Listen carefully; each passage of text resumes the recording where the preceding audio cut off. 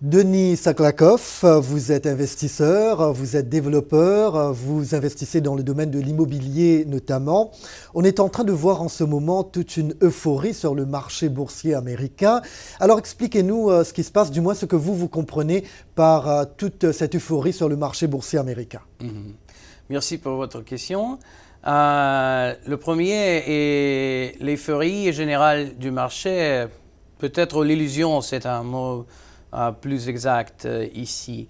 Je pense que c'est les réductions d'impôts du Congrès qui le fait.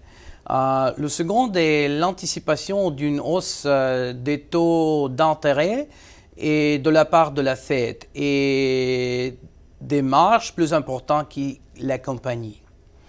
Le troisième est l'assouplissement continu de la réglementation et des normes de surveillance par l'administration du président Trump. Justement, j'allais vous demander, y a-t-il un effet Trump par tout ce que nous voyons, donc, comme certains en fait le suggèrent? Trump sera en mesure de mettre en œuvre la relance budgétaire et les défis qui en résultent peuvent être décrits comme une économie de l'offre. Alors que l'économie américaine se heurte aux limites du plein emploi, une croissance supplémentaire entraînera une hausse de l'inflation, mais cette mauvaise nouvelle peut attendre jusqu'en 2018 et au-delà. Deuxièmement, des réformes financières sensées, comme une amnistie pour les entreprises multinationales qui rapatrient les profits étrangers, deviendront finalement des lois. Et la majorité des républicains à Congrès permettra un accord facile sur les réductions d'impôts financiers, principalement par des emprunts publics pour élever, plutôt que par la résistance de lobbies d'intérêts spéciaux et l'élimination des exemptions et des échappatoires. Ces réformes fiscales créeront des déficits budgétaires encore plus importants, ce qui stimulera à son tour plus de croissance d'inflation. Une troisième chose ou impulsion à la croissance économique viendra de la déréglementation. Alors que les batailles sur les lois de l'énergie et de l'environnement peuvent dominer les manchettes, l'impact économique le plus important viendra l'inversion de la réglementation bancaire. Comme les banques sont encouragées à accomplir les normes de prêt, en particulier pour les ménages à un revenu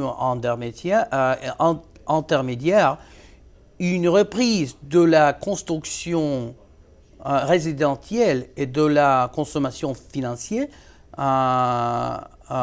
stimuler davantage la croissance. Justement, vous avez parlé de réglementation. Qu'en est-il justement des réglementations financières ou ces règlements qui sont considérés peut-être comme anti-business ici aux États-Unis, dont le président Trump est en train de se débarrasser, de la réforme fiscale également, et des grands projets d'infrastructure qu'il a annoncés? Tout cela peut-il également avoir un impact sur ce qu'on est en train de voir sur le marché boursier? Très intéressant, très intéressant. Trump est en train de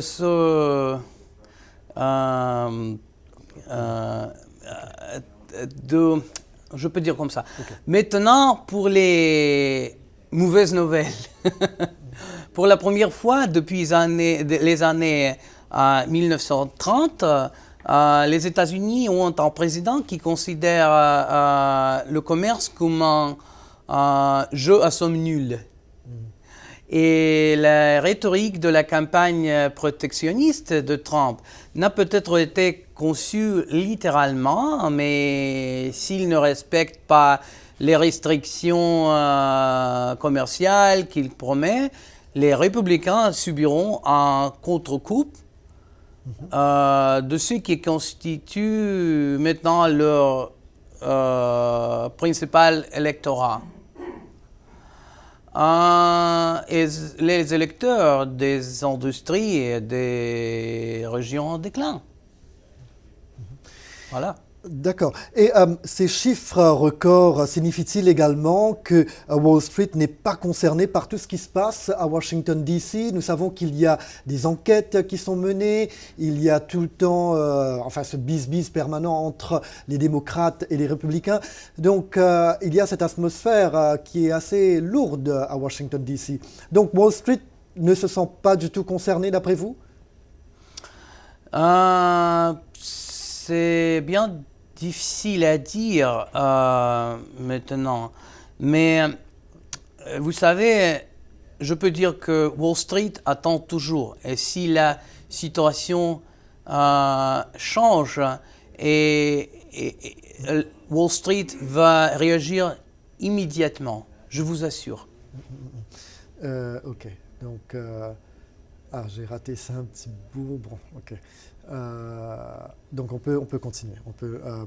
Alors maintenant, cette question qui est assez évidente, parce qu'évidemment on l'a vu par le passé, il y a eu des cracks boursiers après justement de telles euphories. Donc jusqu'à quand ces bons chiffres vont-ils, alors je vais reprendre la question, mais jusqu'à quand ces bons chiffres vont-ils continuer? Y a-t-il des craintes d'un crack boursier dans un proche avenir?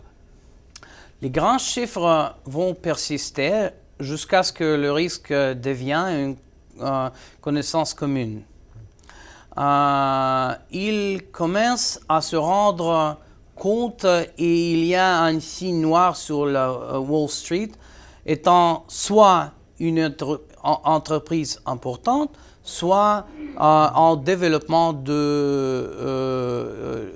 situations politiques. Et justement, il y a toutes ces enquêtes et tout. Vous pensez qu'éventuellement, ça peut avoir un impact sur Wall Street. Ouais. Alors maintenant, que signifient tous ces chiffres fabuleux pour le monde, y compris pour un continent comme l'Afrique? D'après vous, y a-t-il un quelconque impact sur les économies africaines, par exemple? C'est bien intéressant, mais je viens de parler à quelqu'un qui travaille à l'un des rares fonds d'investissement en Afrique.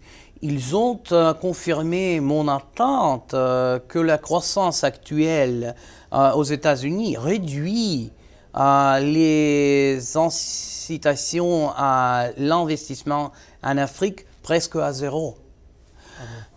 Cela étant dit, cela ouvre vraiment les portes aux penseurs stratégiques qui comprennent qu'il ne peut pleuvoir pour toujours. Et ceux qui le comprennent deviendront le gatekeeper pour tout le continent. Mais le risque est, si les investisseurs américains ne veulent pas le faire, c'est les Chinois qui vont le faire, parce qu'ils ne cessent pas l'investissement en Afrique maintenant. Donc, quand les investisseurs américains arrivent à tirer profit chez eux, comme par exemple là en ce moment ce qu'on est en train de voir sur le marché boursier américain, donc ils tendent à investir moins en Afrique, ou ailleurs, je veux dire, pas seulement en Afrique, mais comme évidemment c'est la région que je couvre. Donc, alors, ils investiraient moins sur d'autres régions, comme en Afrique par exemple, quand ils arrivent à se faire beaucoup d'argent chez eux? Oui, je pense. Ouais. D'accord. Bon, maintenant, pour revenir ici aux États-Unis, qui aux États-Unis vraiment tire profit de ces chiffres records sur le marché boursier?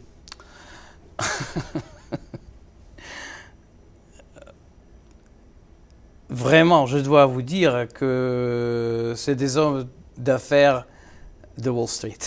Donc, que des riches, quoi. des riches. Donc, ce qui veut dire que la moitié des Américains, peut-être, ne savent même pas ce qui se passe sur le marché boursier et n'arriveront jamais à tirer profit de tout ce qui se passe. Regardez des profits et regardez ce qui se passe. Ce sont ceux qui avancent à main, ils se profitent. Denis Saklakov, vous êtes investisseur, vous êtes promoteur dans le domaine de l'immobilier. Merci pour toutes ces explications. Merci bien.